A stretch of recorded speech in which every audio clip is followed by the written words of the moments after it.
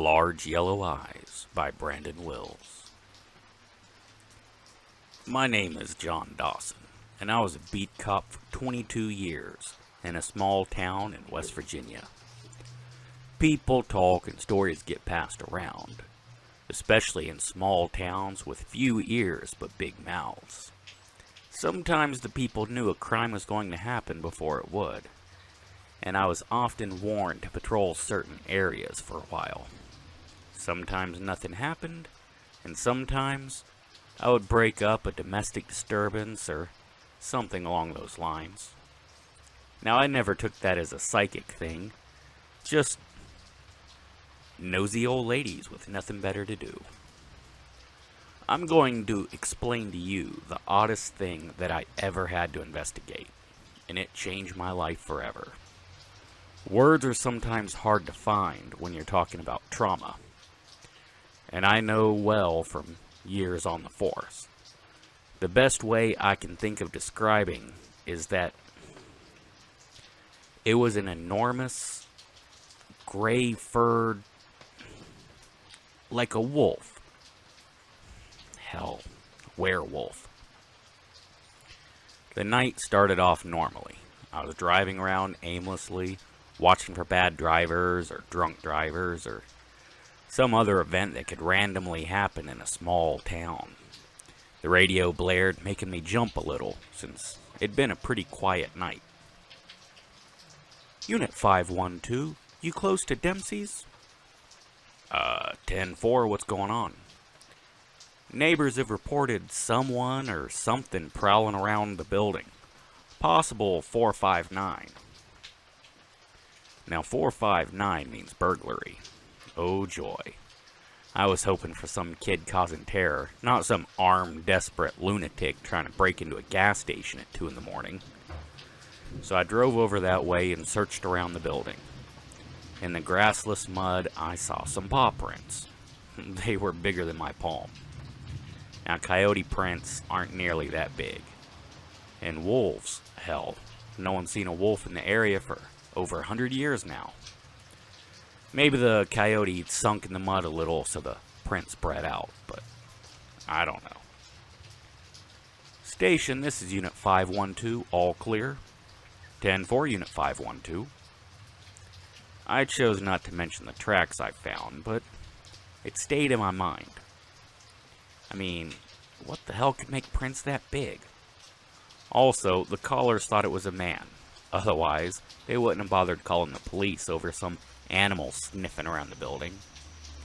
So I went back to my aimless wandering of the roads, got some food from a fast food joint, and continued my night. Now, I was parked by an empty car wash, watching tractor trailers amble by every few minutes, eating my dinner, and a flash ran past my passenger side door. Beside, there was a vast empty parking lot over there, and it went towards another street. Now, I looked around, I didn't see nothing. Out the driver's side door, I saw it. I saw the biggest damn wolf I'd ever seen, sitting on its haunches and just staring at me. For a couple seconds, I froze, and it ran off behind the car wash and into the woods, because it didn't come back.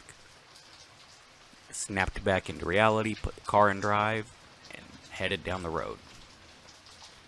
Now, I've been shot at by drunken rednecks, hell-bent on getting revenge, but that didn't frighten me the way seeing that damn wolf frightened me.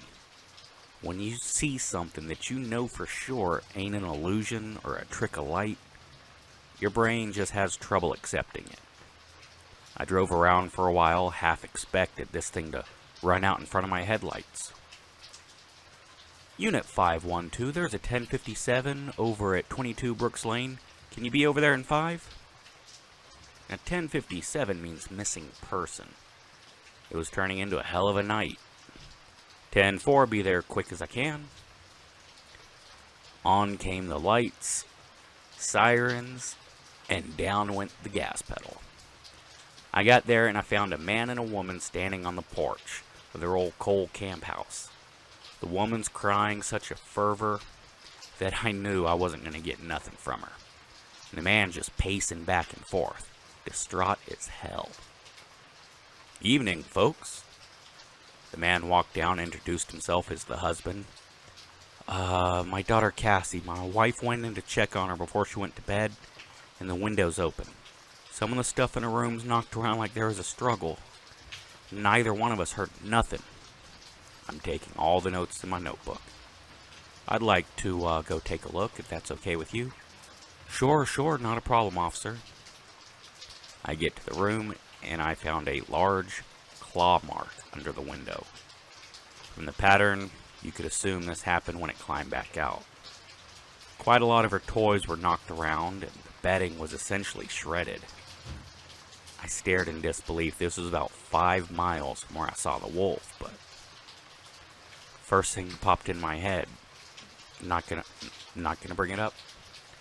Well, it looks like an animal got in here. Did you hear any noise? Howling or something? Thought I heard one of the neighbor's dog. Why? You think that has anything to do with it? I'm not sure yet. Just adding it to my notes. We're gonna get some more people to come by and look around, alright? So a couple hours of checking the scene. We get our small forensic team. And they found some strands of thick gray hairs around the room, but no blood. They thought it was an animal too, but they got to get more evidence to officially call it that. I had about 3 hours left of my shift, so I went back to driving. I'm driving along the section of town that used to be part of the old coal mining community back in the early 1900s. Now, a lot of the houses are dilapidated, left to rot. I drove past one when I saw something out of the corner of my eyes. I stopped when I realized what it was. In between 2 abandoned houses, I saw the wolf sitting on its haunches with an unconscious girl in its jaws, grinning. That grin was not an animal grin. It was a human grin. A human that was overjoyed in its success. My instinct was to give chase, regardless if this is beast or man. Hell, I got my Beretta, and I went after it. And I've never seen anything run that fast. It was up an old oak tree. And I didn't want to shoot because it had the little girl. She might still be alive. Little girl. Hell, I can't remember her name.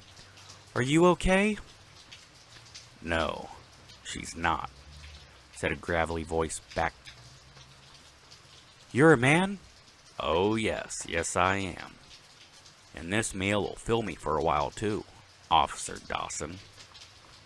From the top of the tree, it leaped across the backyard into the hillside and bolted toward the peak. I fired 3 rounds. I think I missed. But it didn't take long for that wolf to climb over the peak and be out of sight. I was several yards from the car, but I grabbed my cell phone. I called the station. I just saw the girl. She's in the jaws of some wolf-like thing. Wolf-like thing? Yes. Yeah, it spoke my name. It knew my name. JD, there is no way. I'm telling you it did. It went up the hill behind. It's up at the Campbell Mine Camp. We'll get a copper out. We'll get a helicopter out there ASAP then. As for the wolf, we're gonna ignore that part. They sent out a copter. They did find the girl, and her midsection was devoured. From the chest down, nothing but bones. The funeral was a rough one. The entire small police force that had attended, and we saluted as the girl was sent off to the great beyond. My wife handmade them a picture frame with pictures of their daughter, Cassie. I know her name now. My wife was Cassie's homeroom teacher, and she was destroyed by what happened. It's been 5 years, and she's still not over it. The last event to occur was about a week later. Chief Workman gave me a paid week off, and the events of the vicious murder of Cassie had finally started to simmer down. And I'm cruising through the business section of a town. It's a little after midnight. Unit 512, come in. This is Unit 512, go ahead. We got a possible 187 down on the far end of Miller Hollow. A driver-by said they saw a body in the ditch, but they didn't investigate. 187 means murder. Great. Great way to start things off after my mini vacation. 10-4, I'll go over that way now. Anxious, but I had a job to do. I went over there to the approximate area. I searched down the road where they said the body was spotted. And I found it. The body's covered in deep slashes all over. And to top it off, the damn head's missing.